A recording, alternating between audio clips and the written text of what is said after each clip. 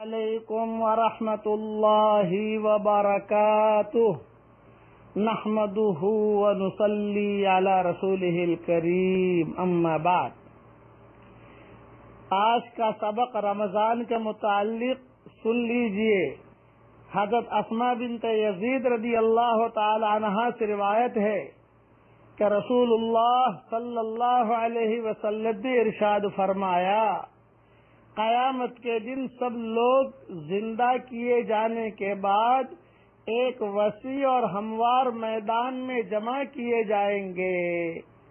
پھر اللہ تعالی کا منادی پکارے گا، کہاں ہیں وہ بندے جن کے پہلو راتوں کو بستروں سے الگ رہتے تھے، یعنی بستر چھوڑ کر جو راتوں کو تہجد پڑھتے تھے، وہ اس پکار پر کھڑے ہو جائیں گے اور ان کی تعداد زیادہ نہ ہوگی۔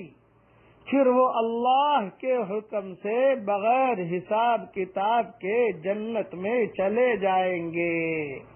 اس کے بعد تمام لوگوں کے لیے حکم ہوگا کہ وہ حساب کے لیے حاضر ہوں۔ یہ حدیث امام بیہقی نے شعب الایمان میں لکھی ہے اور بکھرے موتی جلد اول صفحہ 147 پر میں نے لکھی ہے، یہاں دیکھ لیں۔ تو تہجد کی کتنی بڑی فضیلت ہے۔ اس کے لیے رمضان کے مہینے سے تہجد کی جائے ابتدا کیجیے۔ آپ سحری میں اٹھنا ہی اٹھنا ہے، 2 رکعت پڑھ لیجیے۔ اور تہجد کے وقت میں یہ اردو میں ایک دعا بتاتا ہوں، یہ مانگ لو تو بہت اچھا رہے گا۔ میں نور کے تڑکے میں جس وقت اٹھا سو کر، میں نور کے تڑکے میں جس وقت اٹھا سو کر، اللہ کی رحمت کے دروازے کھلے پائے، اللہ کی رحمت کے دروازے کھلے پائے، آتی تھی صدا پیہم جو مانگنے والا ہو، ہاتھ اپنی عقیدت سے آگے میرے پھیلائے، جو رزق کا طالب ہو میں رزق اسے دوں گا، جو رزق کا طالب ہو میں رزق اسے دوں گا، جو طالب جنت ہو جنت کی طلب لائے، جس جس کو گناہوں سے بخشش کی تمنا ہو، جس جس کو گناہوں سے بخشش کی تمنا ہو، وہ اپنے گناہوں کی کثرت سے نہ گھبرائے، وہ مائل توبہ ہو میں مائل بخشش ہوں، وہ مائل توبہ ہو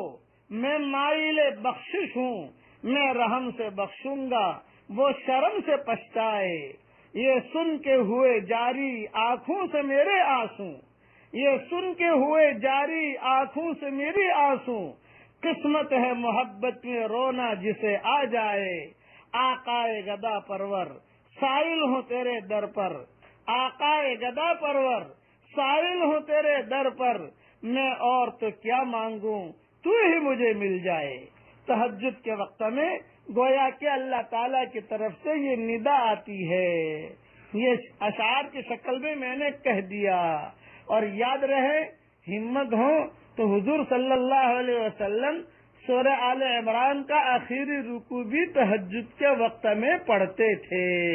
کبھی کبھار وہ بھی پڑھ لیجیے، لیکن اس میں پاکی کا ہونا شرط ہے، جنابت کی حالت میں نہیں پڑھ سکتے اسے، وہ تلاوت کی ایک شکل ہوتی ہے، اس لیے اس کو پاکی کے ساتھ پڑھیں تاکہ کم سے کم حضور صلی اللہ علیہ وسلم کی باتیں جو ہیں ہماری زندگی میں تو آ جائیں۔